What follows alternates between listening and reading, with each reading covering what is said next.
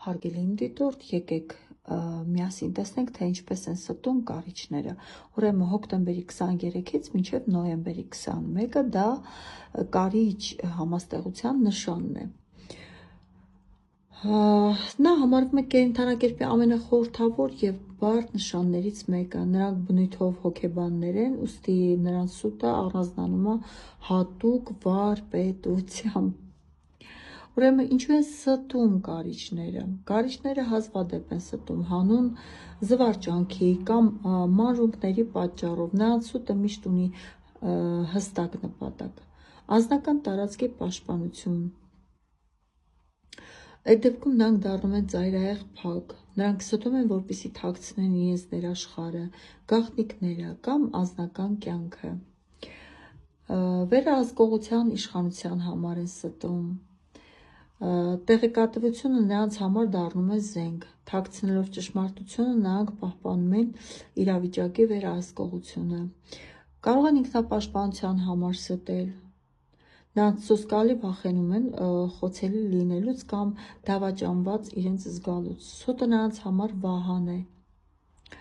Մտերիմներին պաշտպանելու համար են ստում, երբեմն նրանք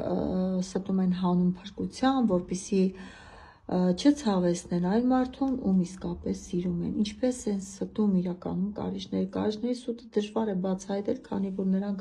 գործում են շատ խելացի։ Կիսաճշմարտության հետ կապված, ուրեմն մի մասը ճիշտ են ասում, իսկ մնացած մասը այսպես ստում են,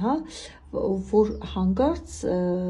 դուք չզգաք, որ այդ սուտ, այսինքն իր սուտը մի մասը հաստատ իրականության հետ համընկնում է։ Իսկ այն մանրուքների մեջ, որտեղ կարող եք դուք իր սուտը բացահայտեք, ինքը լռում է։ Կարիճի համար լռելը ստելու լավագույն ձևն է։ Երբ հարցը տաք նրան, կարող եք այնպես շրջանցել թեման, որ դուք մոռանաք ձեր հարցի մասին, շեղի թեման, սկսի ուրիշ բանից խոսել, կամ փորձի մանիպուլյացիաներ անել, թե հիշում ես այս ժամանակ դու սես, դու նենց, որ քեզ են բռնացրել ստի մեջ, եւ այսպես այնպես մի բան էլ այնպես կանի, որ դուք ձեզ մեղավոր զգաք։ Ինչպես են դրսևորում իրականում կարիճները ստելու ժամանակ, քանի որ կարիճները հիանալի տիրապետում են իրենց էմոցիաներին եւ աչքերը այսպես, քանի որ վախենում են, աչքերը այսպես կարող են փախցնել, հետո մատները խաղացնել, հետո նորից դառնալ ձեզ ուշադիր նայել, նույնիսկ հայացքը չփախցնել արդեն, որպեսզի ստուգի, հասկանա դուք իր ասածին հավատում եք, թե չեք հավատում։ Ուրեմն դասական ստախոսներից իրանք շատ խիստ տարբեր են։ Սկզբից մատներ, աչքերի փախցել ու հետո այսպես սուր հիպնոզացնող հայացքը ուղիղ ձեր աչքերի մեջ, փորձելով հասկանալ, կարդալ, թե դուք ինչ եք այդ րոպեին մտածում։ Ունեն սառը հայացք այդ դեպքում, ստելիս կարիճը նայում է ուղիղ ձեր աչքերին, փորձելով հասկանալ, հավատում եք իրեն, թե ոչ, այդ հայացքը կարող է նույնիսկ հիպնոսացնող եւ ճնշող լինել։ Ունենում են ստելու ժամանակ բացարձակ հանգստություն։ Նրանց ձայնը դառնում է միապաղաղ, դեմքի մկաններ անգամ չեն շարժվում։ Այս չափազանց հանգստությունը հենց նրանց գլխավոր քողարկումն է։ Երբեմն լինում են հարձակողական, փորձում են ավելի կծու, այսպես սուր պատասխանել, արձագանքել։ Եվ դա իրենց մոտ ստացվում է, իրենց համար լավագույն հարձակումը, նաև լավագույն այսպես պաշտպանություն է համարվում։ Եթե կարիճը նախապես պատրաստել է իր սուտը, պատմությունը կլինի անթերի, առանց տրամաբանական սխալների։ Այսպես, ուրեմն, երբ կարիճը սկսում է ստել, նրա վարքագիծը ենթարկվում է հոգեբանական լուրջ փոփոխությունների, քանի որ նրանք բնույթով շատ զգուշավոր են, նրանց վարքի փոփոխությունները հաճախ լինում են ծայրահեղ բացարձակ մտերմությունից մինչև սառը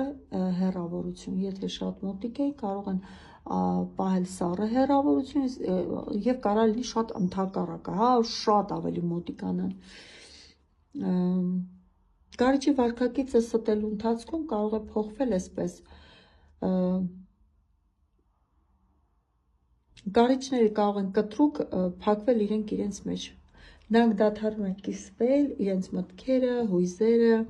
Սա արվում է նրա համար, որպեսզի պատահական այսպես չդավաճանեն կամ չխճճվեն իրենց սեփական խոսքերի մեջ։ Նրանց ներկայությունը դառնում է զգացմունքից զուրկ եւ մեխանիկական։ Կարող են սիրաշահել քեզ։ Այնպես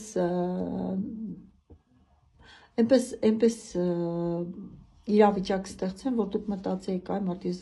ինչ ամոթ էր, ոնց եմ մեղադրում ես այս մարդուն, ես իր համար այսքան թանկ եմ, այսքան լավն եմ իր համար, ինքը այսպես է ինձ վերաբերվում, հա։ Կարող է փոխվել ստելու ժամանակ իր վարքագիծը մինչև 180 աստիճան, դուք էլ չճանաչեք։ Կարող է դառնալ անսովոր հոգատար, նվերներ անել, հաճախոսություններ անել, կամ այսպես խնդրել ձեզ, որոնք նախկինում այսպես չէին անում։ Եվ այսպես իրենք քավում են իրենց մեղքը։ Ուրեմն վարքագծում հայտնվում են նաև ֆիզիկական սահմաններ, որոնք իրենք ստում են, ասենք հեռախոսի պաշտպանություն, այն միշտ դրվում է էկրանով ներքև կամ փոխվում են գաղտնաբառերը, հեռախոսը երբեք չի թողնում առանց հսկողության։ Ժամանակի կորուստ, երբ որ նրան հարցնում եք, թե որտեղ էր ինքը, գործերով է, ընկերոջս է օգնում, առանց կոնկրետ մանրամասնելու, դառնում են գրգռված շատ։ Եթե դուք սկսեք հարցեր տալ, որոնք մոտենում են ճշմարտությանը, կարիճները, այսպես իրենց հանգստությունը կարող է վերածվել ուղղակի այսպես փոթորկող ագրեսիայի, եւ սկսում են իրենք հարցակվել, թե ումն ես կասկածում, հո դու խենթ չես, եւ այսպես կարելի է կարիճներին բռնել ստի վրա։ Բառապաշարի փոփոխություն կարող է տեղի ունենալ ստելու ժամանակ, նույնիսկ քանի որ իրենք խելացի են եւ նույնիսկ իրենց ամենախելացի լինելը այսպես ստելու ժամանակ ընկնում են ստրեսի մեջ։ Դա կարող է նկատվել իրենց խոսքում, դրանք սկսում են խոսել դանդաղ եւ կշռադատված, յուրաքանչյուր բառը մտքում ստուգելով, տալիս են չափազանց կարճ, այսպես միավանք պատասխան, այո, ոչ, չգիտեմ, որպեսզի դուք ավելորդ ինֆորմացիա չստանաք իրանից, հա։ Հիմա հասկացաք ինչպես են ստում կենդանակերպի կարիճ նշանները։ Անպայման լայքեք, գրեք, իդեպ ասեմ, որ բաժանորդագրվեք իմ YouTube-յան ալիքին, որովհետև ես իմ ուղիղ եթերները այսուհետ անելու եմ YouTube-յան իմ ալիքով։ Իսկ YouTube-յան իմ ալիքի այսպես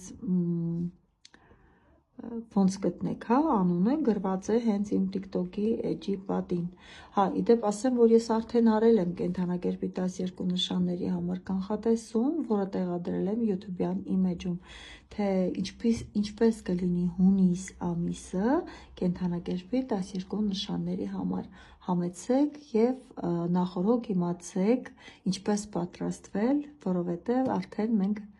մտնում ենք հունիս ամիս։